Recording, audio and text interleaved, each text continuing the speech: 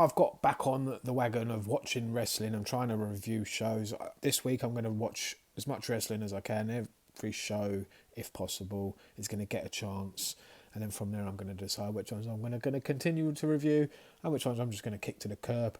So I thought I'd give Impact Wrestling another try. Now, I used to be a big fan of Impact Wrestling back when it was TNA. I mean, they used to be able to sell out Wembley Arena. That's how good they were.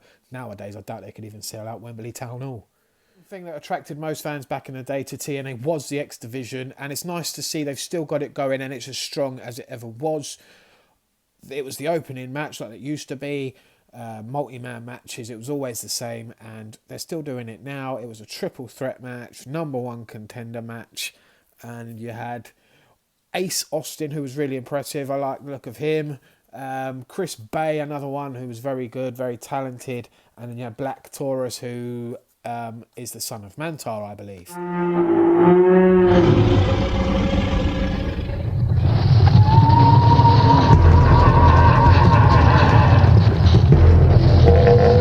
Yeah, it was a good match. It was decent. Everyone got their shit in. And Ace Austin won the match. Goes on to face TJP, formerly of WWE. Yep, TJP is the X Division champion currently. So you're going to get to see him if you're going to watch it. TJP versus Ace Austin at Sacrifice, which I'm probably going to tune into now. Said to Neil Dashwood. Some of you might not know who that is. Some of you might remember her better as Emma.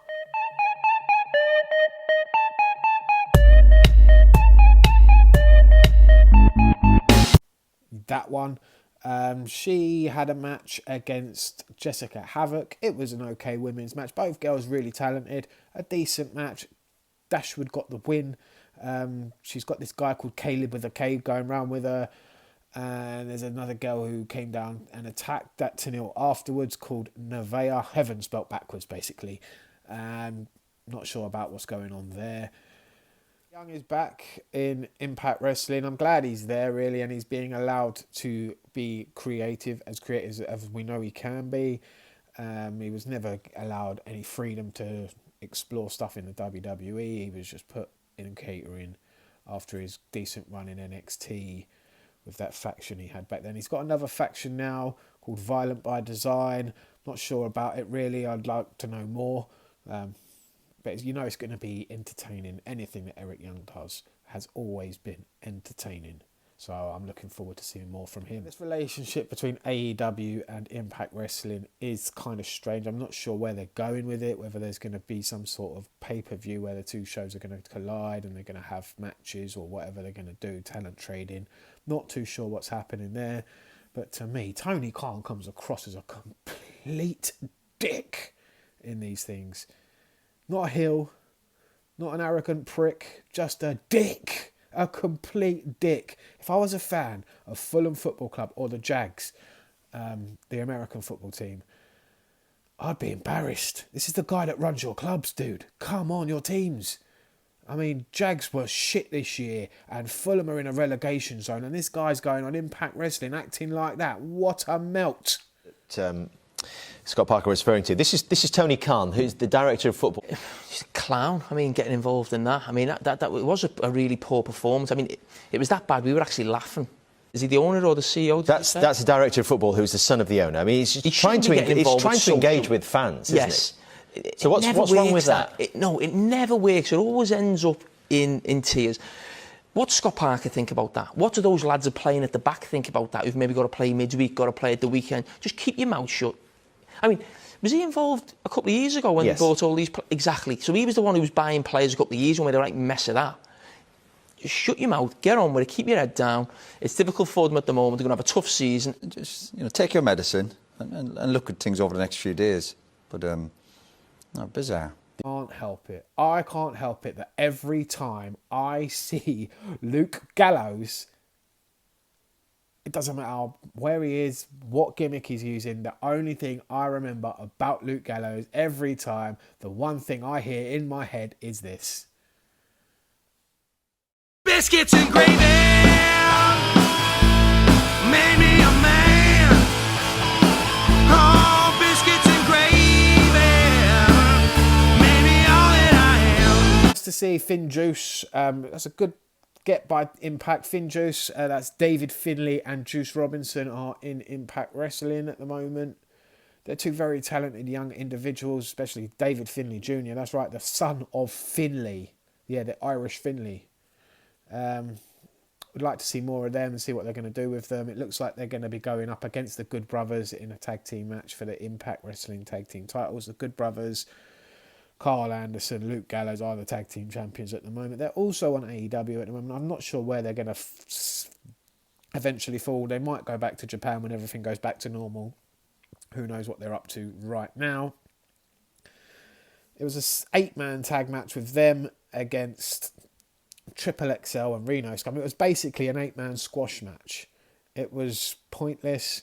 I get what they were trying to do, get the story between the competition between the Good Brothers and Finn Juice going, but didn't really work for me. Then we had Brian Myers, formerly known as Kurt Hawkins in the WWE, going up against Eddie Edwards with Matt Cardona, formerly known as Zack Ryder, as the referee. And yeah, they're building a feud here between Brian Myers and Matt Cardona. They're obviously going to do something with those two down the line, which could be quite interesting, but I haven't seen these guys for so long in the WWE. Mid Cardona, as he was called. That was brilliant. Mid Cardona. I love that one from Brian Myers. That is brilliant. Yeah, they're both mid carders or lower than that in the WWE. What can they offer feud wise? I'd like to see a bit more of a story building between these to see what they can do, given the freedom to be creative. Let's hope they can do something interesting. Then we had the main event, and it was a triple threat match. Title wasn't on the line. It was the Knockouts champion Deonna Purrazzo. Again, she defeated Kiera Hogan and Jordynne Grace. Again, another thing that was always a highlight of TNA back in the day was the Knockouts division, and the Knockouts division today is pretty damn good. The 3 women in the main event, yeah, impressive, very impressive. Deonna Purrazzo, very good in the ring. Kiera Hogan as well, equally just as good. Great look. She's the Knockouts tag team champion. I didn't even know they had tag team champion. Do they even have a big enough division? I'm not sure for having tag team titles for the women. I'm going to have to check that out. And Jordynne Grace, who I've seen quite a few times, been impressed by her. She had Jazz in her corner. Jazz still looking good, looking like she can still go. And yeah, we'd like to see Jazz in the ring, see what she can do. It was a decent match for a main event. And that was pretty much the end of the show. Not really much of the way of stories really going on. Not much to keep me interested, making me want to come back next week. I probably will do. It wasn't terrible. It was mid of the road. The worst thing about it is, why are they giving time to AEW? Obviously, Tony Khan is throwing a couple of quid in their pocket. I mean, at this sort of time, you've really got to be taking everything you can get. Struggling with no fans.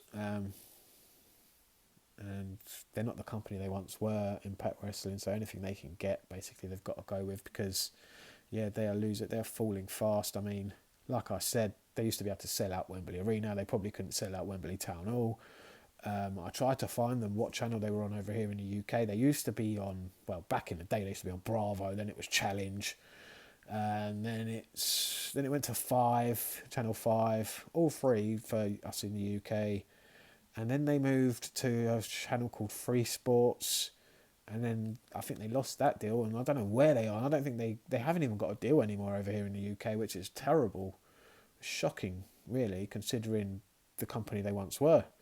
Probably, they got really good ratings over here back in the day on Bravo and on Challenge. They literally pushed what WWE were doing, the numbers over here. So it's quite sad, really, that they can't even get on a TV channel over here anymore. No one wants them. I had to watch it on Impact Plus. You can watch it for free, so it's not a big deal. You just got to download the app to watch it. They got a new commentary team as well since the last time I watched. It's Matt Striker and D'Lo Brown. Nice to hear D'Lo. Haven't seen him for a while. Matt Striker's okay. He's formerly the Lucha Underground commentator, so I'm okay with him. He's not terrible. He's not the worst out there. Not the best, but he's middle of the road. I can put up with him. He's not too bad. So it was a decent show. I will come back and watch a bit more because there are a few things I am very interested in. And a few things I want to find out what's going on with them. So yeah, overall, a decent show. Worth checking out if you haven't been watching Impact Wrestling recently. Thanks for watching, guys, and I will see you again next time.